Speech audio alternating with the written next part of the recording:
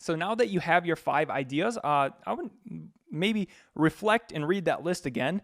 And we're going to now show you kind of the criteria that I use to initially start to knock those out. So essentially, we're going to use a scientific method of where we gather and brainstorm, where you guys have already gone out there and you've gathered ideas and not filtered and not really rejected anything. We want to gather as much as possible and, imagine the great future, and then we destroy it. And then if we can't, then we try again. All right? And then if we can't destroy it again, and then eventually it's like, wait, I can't break this down. I don't see why this won't work. And you've got taken many angles at it. That's when I believe that it is a good opportunity to go after and very, very low risk. And that is the key. It's in this business, it's all about finding ways that you can provide value and then also at the same time, do it with the least amount of risk and the most amount of upside. So now I'll give you guys my framework of evaluating ideas, because not all ideas are good, but it only takes one idea to make it. It's a quote from Mark Cuban. In business, you only need to be right once. All right, so here is the mental framework that I use. We go and we have all these ideas. So you have your 5 ideas right now, or you've already done ideas before. You've been doing this for a while. Anyways, here's how it goes. We are now going to take those, and first of all, hopefully there was enough money and there was some form of unfulfilled needs. So if you haven't already, maybe now go take and write down, if you didn't, write down those unfulfilled needs that you found in that market. Now that you've done that, what we're going to do is we're going to look at, do we have the resources to compete in this market? And I'm going to show you guys a bit more in depth how we actually do that. All right, so let's say that our first idea was Bluetooth headphones. We thought of ways that we could differentiate the Bluetooth headphones, and okay, that met our criteria, and it was doing revenue. Maybe LED Bluetooth headphones or something. Now, the question is, do we have the resources to compete? Okay. Now, the first one is money. If we were to go, and let's say that the average amount on Amazon, we could just go ahead and show you. So we're looking at the Bluetooth headphone market. We saw Jahing Fufu made it. Could we make it with him? Well, what we first look at is, the number of reviews. That's a lot. 11,000, 8,600, but we've talked about reviews aren't the most important, but we'll get to that in a little bit, but it's going to be hard, all right? This is one of the most competitive markets in the world. There's, Apple's in here, Bose is in here, Samsung is in here, Google just entered, and then we've also got Mapao and Jahing Fufu, guys. It's going to be tough. Okay, so it fails the money alone. Why does it fail the money? Because you need to look, like we just did, look at the amount of revenue being done here on average. Everybody's doing about $100,000 at least. So that means that if we could look at the number of sales, okay? So 7,000 right there.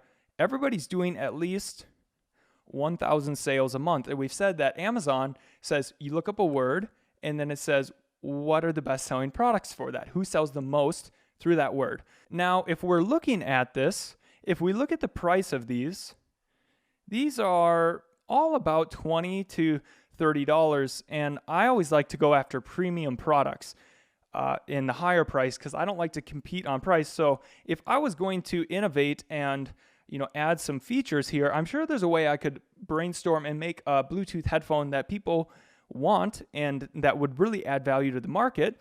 But the question is, do I have the money to compete? Yeah, I do. But still, even within that, the other framework is, so I have the money to compete, but most people wouldn't. But let's say this, I still don't have this, okay? Look at this. This is complex. When you're building a brand new Bluetooth headphone with all these new features, like maybe I want voice assistant, it would be great if this thing hooked up and I could call the Ubers from it. I could hook up Alexa to this thing. It would be really nice if it lasted for 100 hours, okay? And it would also be really cool if it could vibrate, okay? If it gave me a massage on my head too, all right? But it's complex to build features into Bluetooth because there's compatibility with phones. And so you may be like, but you said you just find a manufacturer who makes something similar to it. This is where it is, okay? if it's technology, it's hard.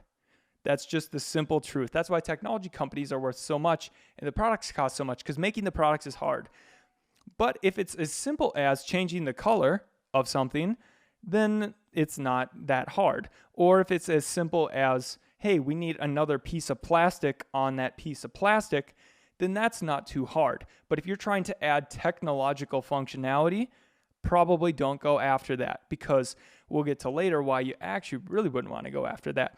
So anyways, we've determined that could be a difficult one. So if it's complex, no. If we don't have the money, then no. And if you want to know the money, we'll show you how to find products, like the pricing and suppliers, in a little bit. So we go to the search engine of products, which is Alibaba, and we're just going to do a very quick search. So Bluetooth headphones. So we look generally at how many we would need to sell. And then now we're not going to go really in depth here, but we're just going to look at the price of this stuff. And $5 to $10. We'll teach you more about how to find the true price of these, but even $4 to $6 for these really cheap looking things, they don't really attract me. Now this attracts me. Wow, look at that lightning. But they want $6. So let's just say we were going to do these lightning ones or something. $6. So let's say we were going to do the lightning ones. I mean, $6 times 3,000 for 1 month of supply. You might need to buy 2. I suggest that everybody probably buys about, this is a general framework, 2 months of supply. It depends on how long it takes that manufacturer to make it and ship it to you. But like we said, we don't want to go out of stock. So 2 months is generally, while we're just doing this initial brainstorm, we'll get into ways to optimize that later. But if you use 2, it's the easiest way. So 2 times 6, so now this would be $6 times 3,000, that's $18,000 for 1 month. And then we need to buy 2 months of inventory. So this is going to be $36,000 without marketing. This is a big investment, okay? So because there's a lot of money to be made, all right? But there's still, but if you were doing this, like this is making like $500,000 a year. So it takes money to make money. So we don't need to make $500,000 a year on our first product, okay? We can find something where it's much smaller. Instead, get these little home runs where you can see a massive amount of return on investment, but you are up and running really fast, and then you just add another single base hit, and then maybe someday when you've got it all really figured out, you could go after the big leagues. Oh, also, if you do have $36,000 to invest, still don't do it. Okay, when you are getting started, you do not want to go up against the major leagues just because you like have the chance to go into the major leagues. If you get an invite, go and train until you're ready to go and fight against them. Okay, so that's what I suggest. This is a learning process, and so you've gone and you get ideas, and then you try to break them down, and once you find one that you're confident in, you start to take small at bats, because like I said, I didn't get them right away. But if we remember my first products, I said I failed 8. My first 8 failed, but I only lost 3 to 5,000. Okay, 3 to 5,000 was what I lost. And then what happened? Then I was confident and I invested $7,500 because I found an idea that I could not destroy. And then that turned into 3.2 million. And well, that's turned into 44 at bats after that were all home runs. But I failed and struck out 8 times. So if I would have blown it all on the first one, I would have been done. So learn how to do this process, and then slowly you go deeper and deeper. And that's the way that I suggest that people, if they want to be successful, that is what it is. And you're in here, so you want to be successful. So next, once we've determined, all right, we have enough money for this. It's not going to make or break us, but it will make money for us. That's good. Okay? And then once we decided, this isn't too complex, let's say it's a motivational wristband like we showed before. I think I could talk to somebody who makes plastic wristbands. The school president in high school got us wristbands for our track meet. So I could probably do that. You probably could do that. It looks like it's profitable, not complex. Well, then that's good to go. So we go to the next one. Okay, so here's the other thing. If we don't stick out, look at everybody else you're up to get bat against. You're up to bat against all these people. So why, like, this, we want to make sure we have this form of differentiation, okay? Because then now, instead of going against everybody, we're just next to everybody. And it's like, oh, well, hey, I like that one, and there's nothing else like it. So whereas if you're like everybody else, then it's hard, okay? So this is the form of differentiation. That's why I said we look for that, because we're just next to them, and we're quite different. So that's what we want to do. So like we said earlier, there was the utility that people are looking for in products, and then there's self-expression. But make sure you have some form of these, and actually really question yourself. Do people want this? Let's say you're only going off utility, and the market isn't looking for self-expression, okay? Well, do people really want this added utility that you're thinking? Okay, then that's the way that we would process this. And how do we know that though? By looking at the reviews, like we did with the wristbands earlier. It said, we knew that this was teachers buying because of the reviews. And then we knew that people already complained about them not being big enough and them breaking. So that's how we would know that this utility is wanted, because the customer said it, not our brain. That's how we can use data to make our decisions. So that's how I would go for utility. And self-expression is an easier one because it's just shown by what people are buying. And the tools tell us what people are buying by looking at the sales amounts. So that's how we know if self-expression is important. Now, if we determine that it's utility that's needed that nobody's offering, we could go to the next step. If it's self-expression, then we could go to the next step, but we want to make sure that we know who's buying it so that we can develop a way that matches what those people want. So if these are teachers, start looking into teachers and what teachers post on blog posts or, quotes or stuff that teachers are saying, so that you could go develop a better wristband for teachers, okay? So that's where this is the art part of self-expression, but you're using data to make sure that that self-expression is, that you can rely on that. And then also, I'll tell you later how we could really confirm that that self-expression is correct. And it's just kind of as simple as, when you know who's buying, you kind of just go show your new ideas to those people, and then you show the competitors. And then if they're like, yeah, I like that better, well, then that's how you validate it. It's not too hard, actually. Now, once we have determined, we have our 5 ideas, you've got your 5 ideas. So now that you've checked off these 5 ideas and you have the resources to compete, and it's not too complex, and you have some added value in utility and self-expression, or utility or self-expression, or both. The more you have, the better, but it's not required to have all of them. Now you need to look, do you have the ability to source? And this isn't as hard as it sounds. So there's a couple things to look at, and the most important one is this. So this whole reason that we're doing this is we have an idea that we're adding value, or we're solving an unsolved need through utility or self-expression. So we have this idea in our head, essentially. Is this supplier that we're going to talk to, and I'll show you how to find them quick, do they have the ability to actually make that product in your head and fulfill those things? If we're looking to make a wristband that's thicker and stronger, can they actually do that? Well, how do you know that? Well, you get a sample. It's not that hard with that. But if they can't do that, it all comes down to your product at the end of the day on Amazon. So we need to make sure that we've done our due diligence to make sure that it makes sense that people would buy it. And then the product actually matches that, because you don't want to make false promises. Then the last ones we kind of want to look out is this, are there regulations for doing this? So you could have a great idea to sell a product, but it's going inside of somebody's body, like a supplement or something, and there might be regulations on that, or it could be a lighting product, and wow, it has all this great stuff, but maybe it burns someone's house down or something like that. So I generally try to avoid things with regulations, but I did go into something with regulations, so this will keep people out. It's just a lot more work. It took me months to go into something with regulations, and you really have to make sure you have a good supplier. Like, I will be straight up with that. If there is danger, do your work. because you don't want to hurt anybody.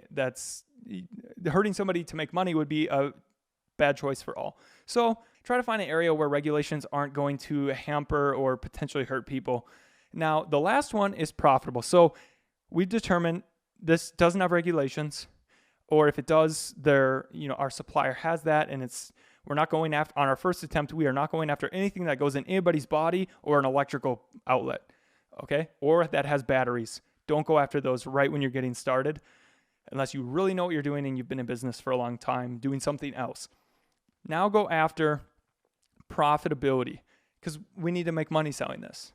And profitability is easier when we're different, because we can charge a higher price when there's nothing comparable to us. Sometimes, like, why do people pay higher for Apple? Now, Apple's very complex, so don't do that, but because there's just nothing like it, and it has a really good experience. Anyways, go after something that is profitable. And so now, but you're like, but Brock, how do you find something that is profitable and that the supplier can meet our requirements?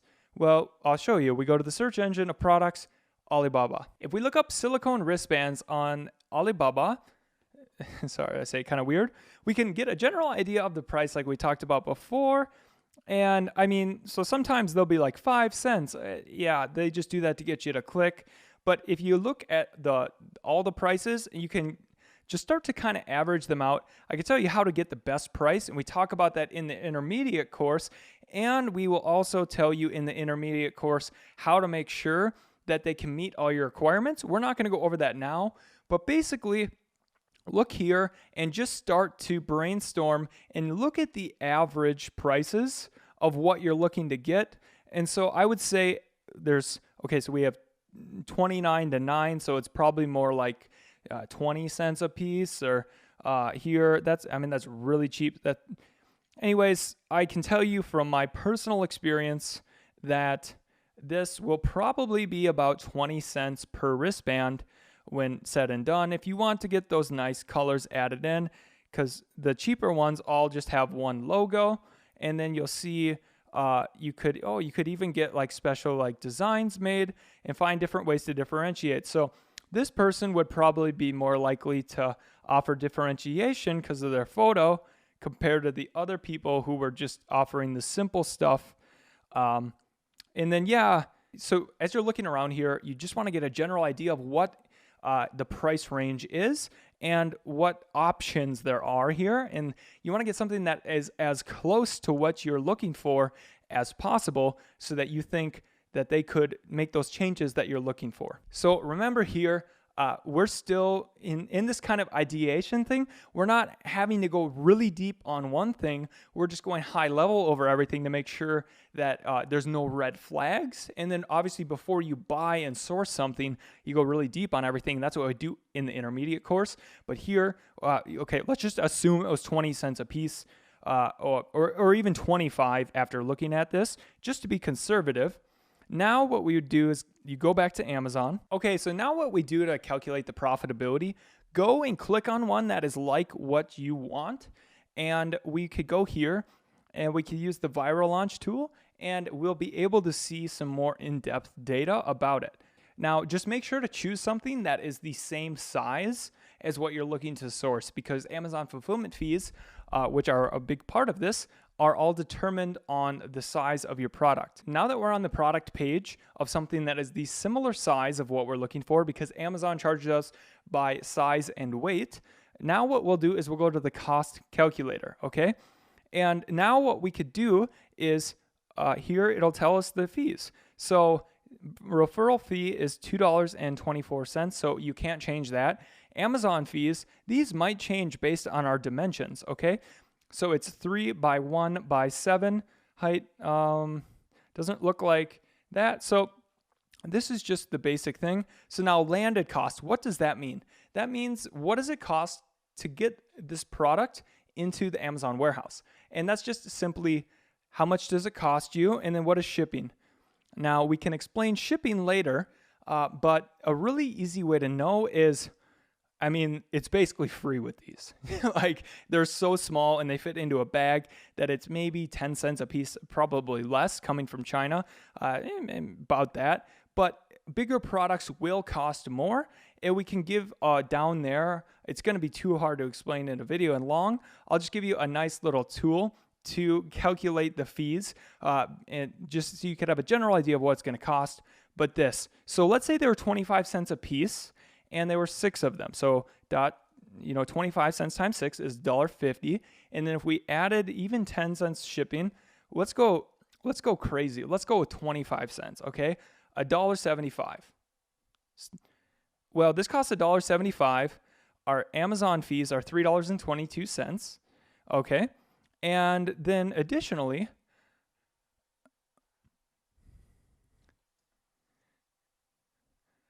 is it really? I don't think it's really an inch thick. Let's call this half an inch, and weight would be 0.2. This thing doesn't really weigh anything. Oh, so I was able to right there. I just edited the dimensions to be more what I thought. So you'll actually see that that person's paying 82 cents too much for every product they sell, just based off their packaging. So you want to make the dimensions as small as possible, but we'll get into that later. Those are just the little things you can do to tweak, but it wouldn't matter either way if we were paying, because this thing, profit per unit would be $8.54, which was right on my calculation. So it sells for, let me find the price here. So this product sells for $15, and we are able to see that with those costs, that we make $8.54 per product, and it even helps and tells us the initial amount of units to order, the amount of units that we're probably going to have to do with ads and sell maybe cheaper. We'll get into how to launch products later, but you don't need to know how to launch a product until you find one ready to launch. So don't focus on that. We're just focusing on, can this make money? Okay. And we will need essentially to do our first order. We're not even going to focus on the first order. This is profitable. Okay. Even if it was 50 cents a piece, this would still be profitable product to make and not very hard to make. So that's basically how you could also use a free tool from Amazon called the Amazon Profit or the Amazon Revenue Calculator. I don't know. Anyways, I just always look up FBA Profit Calculator on Google. We could also link it down below, and it essentially will tell you the fees and what you could expect to make yourself. So, but I like the viral launch one because it's just built on the page. Whereas with the Amazon one, you're going to have to put in a bunch of info. But you guys could go check out the free one down there with that link if you want to use the Amazon tool. It works. It doesn't have all the functionality of this, but it'll show you how much you will get at the end of the day. Now, if your idea passes all of these, it's probably something that you should go forward with, or to start analyzing more in depth and start beating it down. And if you still can't, then now here's some other things that I briefly look at to do a little bit more analysis. But all ideas should go through this initial framework to just get it out of the door right away. If it doesn't meet these, don't do it. Okay? As a beginner, it's just this framework will really be the best way to have success. You don't want to be in the herd with everybody else, and you need to be able to fund it and make it. And if none of your initial ideas made it through this, that's okay. It takes time. Go back, use tools, use whatever methods you have, start looking at every product in your daily life and just start running them through this. And you'll start to get ones that make it through this. Now, once you have that, some other things to take into account, you want to check for seasonality.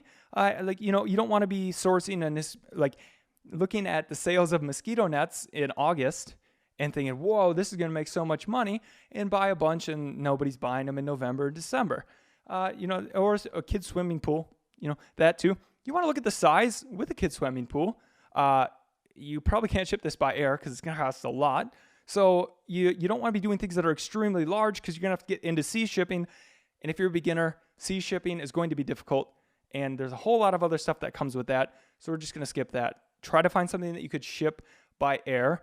that is, it's not too big, where you can find some way to add value, and where you can find somewhere to fill a need that's not being filled. The other key is search volume. You want to make sure that this word that you're looking for. So let's say you looked up kids hippie pants. You want to make sure that if it could look like a good idea, everybody's selling a lot and nobody is making kids hippie pants.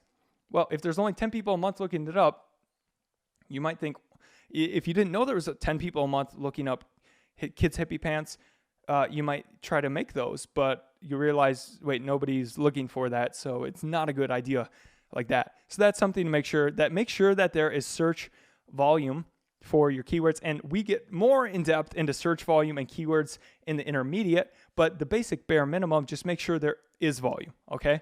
Because if there's no volume, you can't sell. Another thing is sales distribution or brand affiliation. So it might look like a good idea to sell Nike. There's a Nike symbol for you. All right. Actually, no, this could be a dinosaur, I think. All right. So you're selling Nike, the Nike dinosaur. And all right, another bad drawing from Brock, but another bad idea. If you're trying to go and sell Nike, you don't want to go and try to invent a new Nike shoe, because people are buying because it's Nike. They're not buying because it's a shoe. Okay, so you need to look at the more overall shoe market. And another example would be, let's call it purses. Okay, you could have a great new idea for a purse and they're selling for a lot of money, but people are buying because it's Coach or Prada. Purses are a very different market, and a lot of people are buying because of brand and not necessarily functionality. So you don't want to necessarily look at really high-end purses and say, oh, well, then I could offer something that's way better value than that, and people should buy mine. Yes, they should, but they won't, because they're buying this because they want to be cool. They want to be a G. They want to feel, or whatever. There's the added value of Coach and Prada is that you're wearing Coach and Prada. That somehow you're cool, and people will be like, wow, she has a Coach purse. All right? We're not going to be able to do that with a limited budget as a beginner. They're not going to be like, wow, he's wearing Jing Fu headphones. I want to wear those. Okay, so make sure that we've got some form of differentiation other than the allure. And then also another thing is we want to make sure that the competitors that we're looking at have a history of selling, that they've not just been on there for 5 days, that they've been on there for months, and that there's new sellers in the market. So this goes back to the sales distribution. The best way that I could explain it is, so let's say somebody's doing, I should probably just show you guys.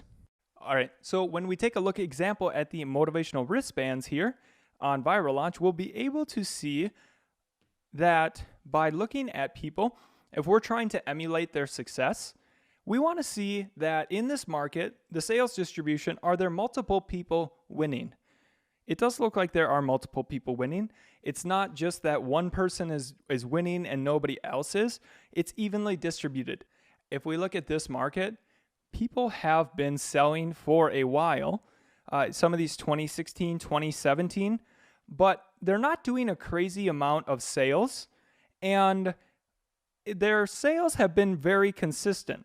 So if you go in one with low reviews and consistent sales, that is good because they're consistently selling, and there's some form of choice here. So it's easier to go into because, we don't need to get that many sales to be ranking here.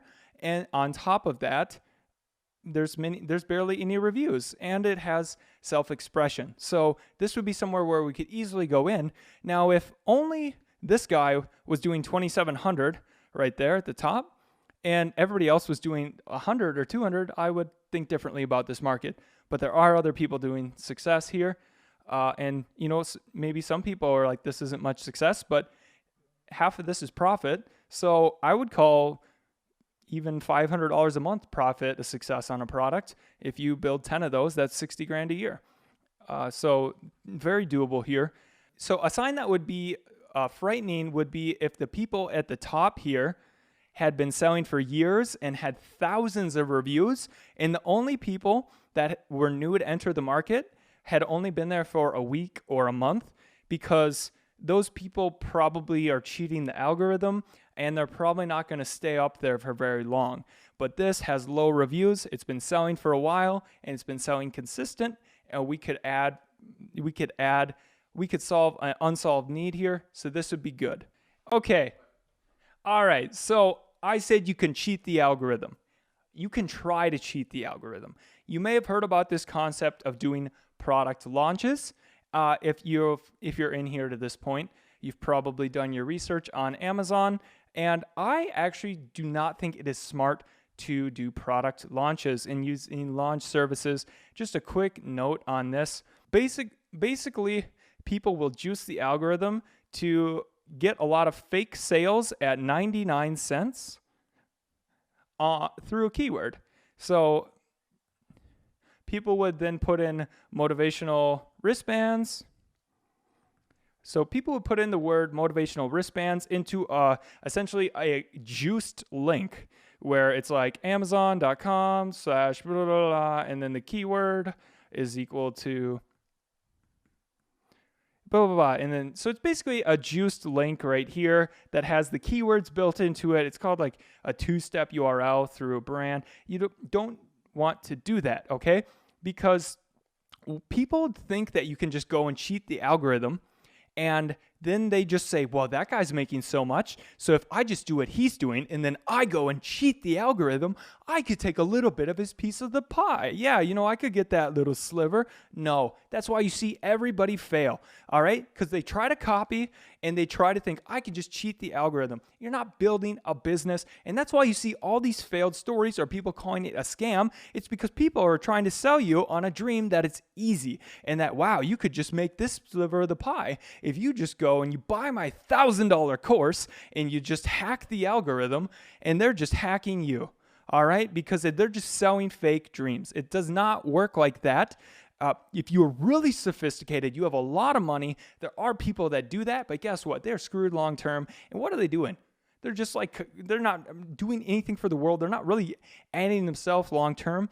And it's really complex, and those people are really stressed, and they get caught, and their businesses overnight are destroyed. And they find out maybe they just made millions of dollars over these years, but they reinvested it, and now they're bankrupt. And all of that because they were just cheating. Do it the right way and enjoy what you're doing. That's what I preach. If you want to go, there's lots of $1,000 courses out there. You go try to hack something, you go lose a bunch of money, and then you could say that this is all a scam, or you could put in the hard work and think about it and never give up, and eventually you make it. Now that you guys have this framework, I want you guys to post why your ideas didn't make it. And give us very specific examples of why you thought it was a good idea and then why now it isn't. So I think that the more people that we get and examples of things and why people don't think they're good ideas is better. I mean, I could go on here and give my opinion on these all day, but the more that you guys get down there and communicate with each other, the learning is just going to really explode there, because I can only give so many examples, and it's not like my viewpoint is the only good one. There's lots of good viewpoints, and everybody has good ideas. And so I think that getting a community and actually conversation around it is the best way to get to the truth. All right, you guys, so another summary. You're going to get used to me doing many summaries, but I like to repeat things that are important, and this is the most important part of doing Amazon. So you have ideas, your 5 ideas, you comment, you put them through this framework, you comment down below of why you thought an idea was good and then why it didn't work.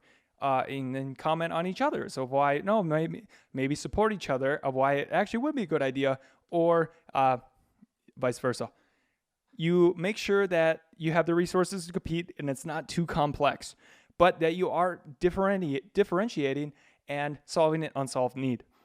You make sure that you have ability to be profitable and that it's not dangerous.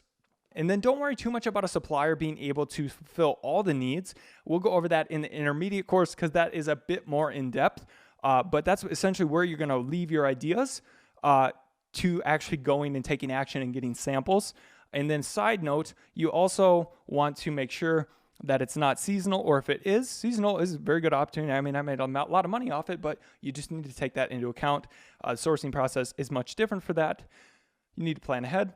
You don't want to source something too large to get started. It wants to go. You want that thing to fit in an aeroplane. And you want to make sure that there's actually search volume for what you're looking for, so that you're not trying to, differentiate and add value where there's nothing to add. You want to make sure that there are multiple people winning, and that you're not trying to make Jing Fa Fu the thing.